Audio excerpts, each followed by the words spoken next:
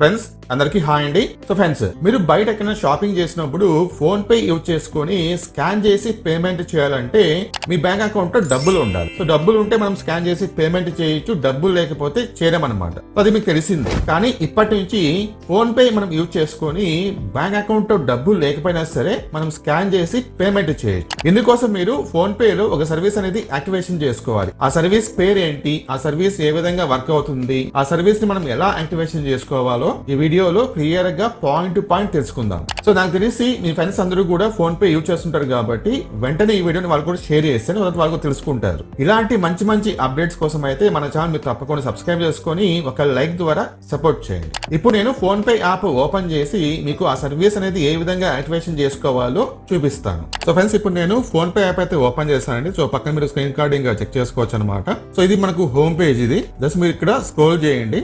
ఇక్కడ చూడండి manage payments ఉంది కదా, దాని పక్కన చూడండి వ్యూ ఆల్ ట్యాప్ చేయండి. కింద స్క్రోల్ చేయండి. ఇక్కడ చూడండి credit line on UPI option ఉంది కదా, ట్యాప్ చేయండి. ఇక్కడ చూడండి పైన ఇక్కడ చూడండి pay later, pen now pay later. అంటే దీని మీనింగ్ ఏంటంటే మీ అవసరానికి ఇప్పుడు మీరు డబ్బులు అయితే వాడుకోండి, దాని తర్వాత కట్టని అని చెప్పేసి దాని మీనింగ్ అనమాట. సో ఫర్ ఎగ్జాంపుల్ గా మీరు అమెజాన్ లేకపోతే ఫ్లిప్కార్ట్ మీరు యూజ్ చేస్తుంటే కనుక పే లేటర్ అని చెప్పేసి ఒక ఆప్షన్ అయితే ఉంటుంది. అది మీకు తెలిసే ఉంటుంది. అమెజాన్ పే లేటర్ లేకపోతే ఫ్లిప్కార్ట్ పే లేటర్ అని చెప్పేసి. నేను అమెజాన్ పే లేటర్ అయితే యూజ్ చేస్తున్నాను. నాకు అందులో అప్ టు 50,000 రూపీస్ వరకు లిమిట్ అయితే ఇచ్చారు. సో ఫర్ ఎగ్జాంపుల్ గా నేను కనుక మార్చి 1st ఒక 20,000 రూపీస్ సంబంధించిన ఒక మొబైల్ నేను పర్చేజ్ చేస్తే నేను ఏప్రిల్ 5th అమౌంట్ అయితే పేమెంట్ చేయాలి. నాకు దగ్గర ఒక 35 డేస్ టైం అయితే ఉంటుంది అనమాట పేమెంట్ చేయడానికి. ఈ 35 డేస్ నాకు ఎటువంటి చార్జెస్ పడవు, ఎటువంటి ఇంట్రెస్ట్ కూడా పడదు. సో అది పే లేటర్ మీనింగ్ అనమాట. సో అమెజాన్ పే లేటర్ మనకి ఏ విధంగా వర్క్ అవుతుందో ఇక్కడ మనకు ఇది క్రెడిట్ లైన్ అకౌంట్స్ కూడా మనకు అదే విధంగా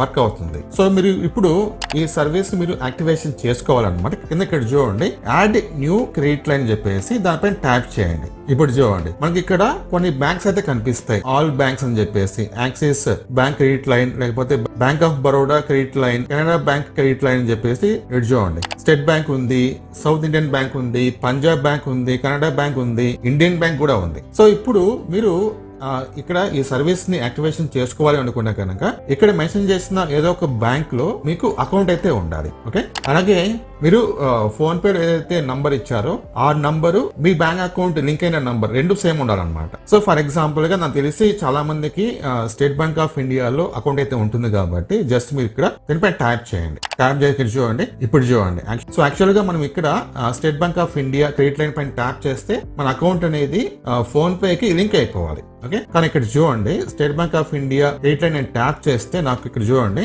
అనేబుల్ టు యాడ్ అకౌంట్ చూపిస్తుంది అనమాట. ఇలా మనకు ఎందుకు వస్తుందంటే ఇది చూడండి ఈ క్రెడిట్ లైన్ అనేది మీ అకౌంట్ కి యాక్టివేషన్ అవ్వలేదు కాబట్టి మీరు ఏం చేస్తారంటే మీకు గనక ఎస్బీఐ లో అకౌంట్ ఉంటే గనక మీరు ఎస్బీఐ బ్యాంక్ అయితే వెళ్ళాలి. లేదు కర్ణాటక బ్యాంక్ లో మీకు అకౌంట్ ఉంటే మీరు కర్ణాటక బ్యాంక్ అయితే వెళ్ళండి. సో ఇక్కడ మెన్షన్ చేసిన బ్యాంక్స్ లో మీకు అకౌంట్ ఉంటే ఆ బ్యాంక్ కి మీరు వెళ్ళేసి ఈ క్రెడిట్ లైన్ ఆప్షన్ అనేది యాక్టివేషన్ చేయాలని చెప్పేసి వాళ్ళకి ఒక రిక్వెస్ట్ ఫామ్ అయితే ఇవ్వండి. వాళ్ళు మీ అకౌంట్ కి సంబంధించి ఈ క్రెడిట్ లైన్ అనేది యాక్టివేషన్ చేస్తారు. యాక్టివేషన్ చేసి మీ ప్రొఫైల్ ని బట్టి మీకు లిమిట్ అయితే ఇస్తారనమాట. సో అది 5,000 రూపీస్ దగ్గర నుంచి 40,000 రూపీస్ వరకు ఎంతైనా ఇవ్వచ్చు. అది మీ ప్రొఫైల్ పైన డిపెండ్ అయి ఉంటుంది. సో వాళ్ళు ఏంటంటే మీ అకౌంట్ కి సంబంధించి ఈ క్రెడిట్ లైన్ అనేది యాక్టివేషన్ చేసేస్తారు. అమౌంట్ కూడా వాళ్ళు మీకు చెప్పేస్తారు అనమాట, మీకు ఇంత రావచ్చు అని చెప్పేసి. సో వన్స్ మీరు మీ బ్యాంక్ లో ఈ ఆప్షన్ అనేది యాక్టివేషన్ చేసిన తర్వాత మళ్ళీ మీరు ఫోన్ పే ఓపెన్ చేసుకొని ఇక్కడ నుంచి క్రెడిట్ లైన్ అని యూపీఐ ట్యాప్ చేసుకొని ఇక్కడ add new credit line tap చేసుకొని సో మీరు కనుక ఎస్బీఐ బ్యాంక్ ఉంటే కనుక దీనిపైన ట్యాప్ చేస్తే కనుక మీకు SMS వెరిఫికేషన్ అయితే అవుతుంది. దాని తర్వాత మీ బ్యాంక్ అకౌంట్ డీటెయిల్స్ వెరిఫికేషన్ అయితే అవుతుంది. ఆటోమేటిక్ అయిపోతుంది అనమాట. మనం ఎటువంటి డేటా అయితే అవసరం లేదు. నెక్స్ట్ థర్డ్ థింగ్ వచ్చేసి ఒక పిన్ అనేది మీరు సెట్ చేసుకోవాలి దీనికి సపరేట్ గా అనమాట. ఈ మూడు అయిపోతే కనుక సో ఈ state bank of India credit line activation అయిపోతుంది.